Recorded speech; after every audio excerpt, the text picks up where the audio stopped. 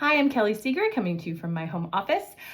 So for my metaphor, I said that a puzzle consists of many pieces coming together to create a beautiful outcome. So I chose a puzzle to represent the metaphor, to represent conflict. And the reason I chose that was, one, I set a challenge to myself to pick something that was positive and beautiful as a conflict, because prior to this class and some of the work I've done as an adult is I had always thought of conflict as a negative thing, that conflict was bad, that it was a fight, that it was something, because in my household growing up, that was typically what conflict was. And so even when we started this class, I probably would have picked something like a storm or a battle or fire or something that could be destructive and negative. And so I decided to choose something positive because my mindset has already shifted so much. The learning outcome from this class already has helped show me that conflict can have positive results, can result in positive learning and positive information. So I chose the puzzle, and then I have pieces too, just to hold up. Yay, representation of the puzzle and the concept of putting a puzzle together.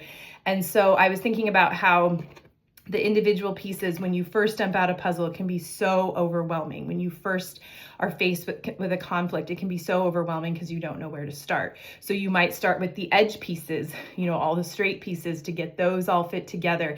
And then when you feel like you can handle that, then you can move to the next point, which can also be a part of, if you're looking at like all the different cultures involved in solving a problem. If you're working with a lot of different people with different backgrounds, it might be overwhelming at first when you're working with so many different factors, but you can look at, okay, what do we have in common? What can we do together that seems comfortable and manageable to start, even though it might only be a part of the conflict?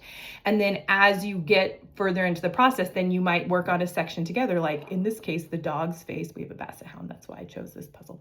And you might say, okay, like this is part of the conflict that we, now we've gotten the outline. What can we focus on that still feels manageable, but not overwhelming, so that we aren't totally flooded and experiencing flooding with the overwhelm of pieces, the overwhelm of information, the overwhelm from the conflict.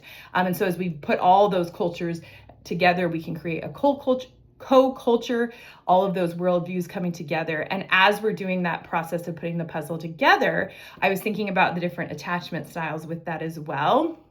So if we're talking about secure attachment style, I know we have an end goal. I can look at the picture, but I know it's going to challenge me because I have all these little pieces, 1,000 pieces to put together. I know it's going to take time. If we're talking about anxious attachment style, I might want to give up. This might be too overwhelming. This might be too much for me. I might think I'm too dumb or not able to do the puzzle. I'm not good at this, and really stress ourselves out about it. And if we're an avoidant attachment style, we can still approach it and be successful with each of those 3 styles eventually. But if I'm an avoidant attachment style, I might need to take a break, recollect, ask someone for help, or do something to help, like look at the picture, whatever it is, to help manage.